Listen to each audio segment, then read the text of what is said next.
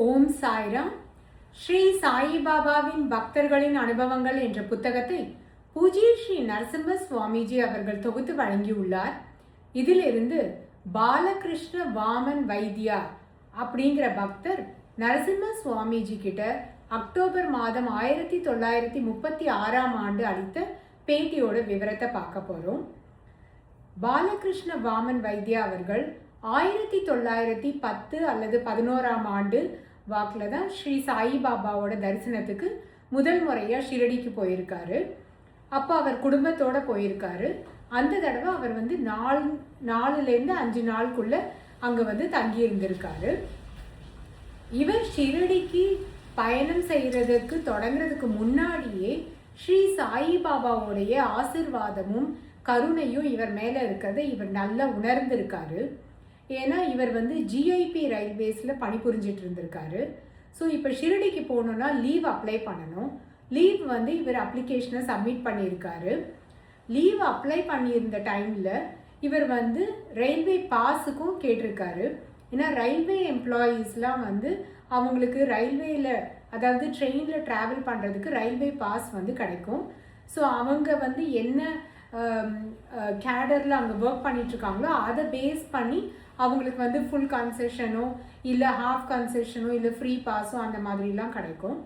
So இதுக்காக இவர் லீவுக்காகவும் இந்த ரயில்வே பாஸ்க்காகவும் அப்ளை பண்ணியிருந்திருக்காரு.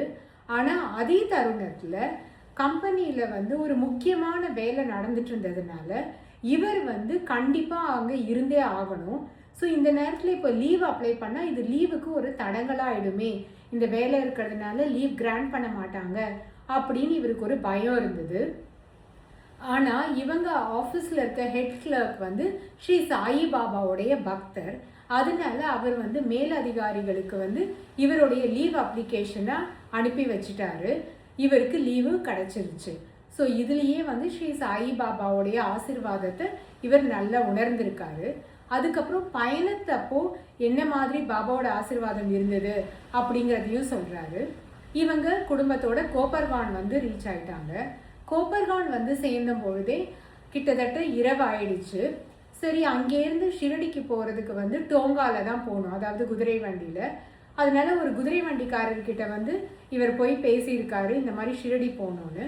அப்போ அந்த டோங்காவாலா சொல்லியிருக்காரு, இரவு நேரத்தில் இந்த சாலையில் ஷிரடி போகிறது ரொம்ப அபாயகரமானது. ஏன்னா அந்த நெடுஞ்சாலையிலலாம் ஹைவேஸ்லலாம் வழிப்பறி கொள்ளையர்கள்லாம் இருப்பாங்க, அவங்களோட தாக்குதலுக்கு நாம் ஆளாக நேரும், அதனால நாம் நாளைக்கு போகலாம் அப்படின்னு அவர் சொல்லியிருக்காரு. ஆனால் பாலகிருஷ்ண வாமன் வைத்தியா அந்த டோங்காவாலா கிட்ட இல்லை நமக்கு ஷிரடி சாயிபாபாவோட அருள் இருக்குது, அதனால நாம் எதுக்கும் பயப்பட வேணாம், நாம் தைரியமாக இப்போவே கிளம்பி போகலாம் அப்படின்னு சொல்லியிருக்காரு. இவர் இந்த டோங்காவாலா கிட்ட பேசுகிறத கேட்டுட்டு இருந்த அங்கே இருந்த மற்ற பக்தர்களும் மற்ற பயணிகள்லாமும் நாங்களும் குதிரை வண்டி பேசுகிறோம், எல்லாரும் ஒரே நேரத்தில் கிளம்பலாம் அப்படின்னு சொல்லியிருக்காங்க. ஸோ இதுலேயே ஸ்ரீ சாயிபாபாவோட அனுகிரகத்தை இவர் நல்லா உணர்ந்திருக்காரு.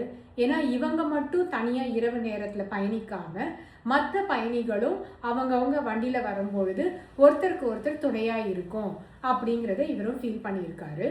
இவங்க டோங்கா கோப்பர்கான்லேருந்து ஷிரடியை நோக்கி போகும்பொழுது நிறைய டோங்காக்கள் கோப்பர்கானை நோக்கியும் வந்துட்டு இருந்துதான். சில டோங்காக்கள் இவங்க போகிற பாதையிலையும் போயிட்டு இருந்துதான். அதனால வழி நெடுகிலும் ஏதோ ஒரு வண்டி சத்தமோ வண்டியோ வந்துட்டு போயிட்டே இருந்ததுனால இவங்களுக்கு எந்த ஒரு பயமும் இல்லை, எந்த ஒரு ஆபத்தும் இல்லாமல் நல்லபடியாக விடிய காலையில் 1 மணிக்கு இவங்க ஷிரடியை போய் சென்றடைந்திருக்காங்க. ஷிரடிக்கு போன உடனே இவரோட குடும்பத்தார்கிட்ட இவர் சொல்லியிருக்காரு, நாம் ஏதாவது கொஞ்சம் சின்ன சிற்றுண்டி மாதிரி ஃபரல் அப்படின்னு சொல்கிறாங்க, ஏதாவது கொஞ்சமாக லைட்டாக சாப்பிட்டுட்டு படுக்கலாம். ஏன்னா நாளைக்கு சங்கடஹர சதுர்த்திங்கிறதுனால நாம் எல்லாரும் உபவாசம் இருக்க போகிறோம், அதனால இன்னைக்கு ராத்திரியும் சாப்பிடாம படுத்தோன்னா ரொம்ப கஷ்டமாக இருக்கும், அதனால ஒரு சிற்றுண்டி மாதிரி எதையாவது சாப்பிட்டுட்டு படுக்கலாம் அப்படின்னு சொல்லிட்டு இவங்க ஏதோ லைட்டாக சாப்பிட்டுட்டு படுத்திருக்காங்க. அடுத்த நாள் காலையில் அங்கே இருக்க பக்தர்களோ இல்லை ஷிரடி கிராமத்தில் இருக்கவங்கெல்லாம் தினசரி பாபாவோட தரிசனத்துக்கு காலையில் போவாங்க இல்லையா, அந்த மாதிரி சில பேர் பாபாவோட தரிசனத்துக்கு போயிருக்காங்க. போன உடனே ஸ்ரீ சாய்பாபாவுக்கு ரொம்ப கோபம் வந்து அவங்க எல்லாரையும் பயங்கரமாக திட்டியிருக்காரு. எதுக்குன்னா பாபா சொல்லியிருக்காரு, நேத்திக்கு என்னுடைய குழந்தைங்க எல்லாம் வந்தாங்க, அந்த குழந்தைங்கள நீங்கள் யாருமே சரியாக கவனிக்கவே இல்லை, அவங்களுக்கு சரியாக உணவு கொடுக்காம அவங்க சாப்பிடாமையே பசியில் வந்து தூங்கியிருக்காங்க அப்படின்னு சொல்லி அவங்களெல்லாம் பட்டினி போட்டுட்டீங்க. நீங்கள்லாம் இங்கே யாரும் நிற்காதீங்க, எல்லாரும் இந்த இடத்த விட்டு போங்கன்னு எல்லாரையும் அங்கேருந்து அவரோட முன்னிலையிலேருந்து எல்லாரையும் துரத்தி விட்டுட்டாங்களாம். அப்படி பண்ணதுனால அந்த பக்தர்களும் அந்த ஷிரடி கிராமவாசிகளும் இவர்கிட்ட வந்து பாபா சொன்னதெல்லாம் சொல்லியிருக்காங்க. அப்போ இவருக்கு தோணுச்சான், பாபா எவ்வளவு அக்கறை காமிக்கிறார் நம்ம மேலே.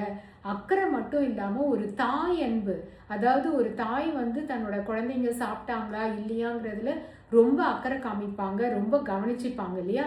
அந்த மாதிரி ஸ்ரீ சாய்பாபா வந்து இப்படி ஒரு தாயன்போடு நம்மக்கிட்ட இருக்காரே அப்படின்னு இவர் நினச்சிருக்காரு. அவங்க எல்லாரும் வந்து நாங்கள் உங்களுக்கு ஒரு லைட்டாக ஒரு டிஃபன் கொடுத்தோம், ஒரு சிற்றுண்டி மாதிரி நீங்கள் சாப்பிட்டுட்டு தான் தூங்குனீங்க அப்படிங்கிறத நீங்களே ஸ்ரீ சாய்பாபா கிட்ட சொல்லிடுங்க, ஏன்னா அவர் எங்கள் மேலே கோபமாக இருக்காரு அப்படின்னு மற்றவங்கெல்லாம் வந்து சொல்லியிருக்காங்க. இவர் வந்து பாபாவோட தரிசனத்துக்கு போனோடனே பாபா இவர்கிட்ட அவ்வளவு அன்பாக பழகினாராம்.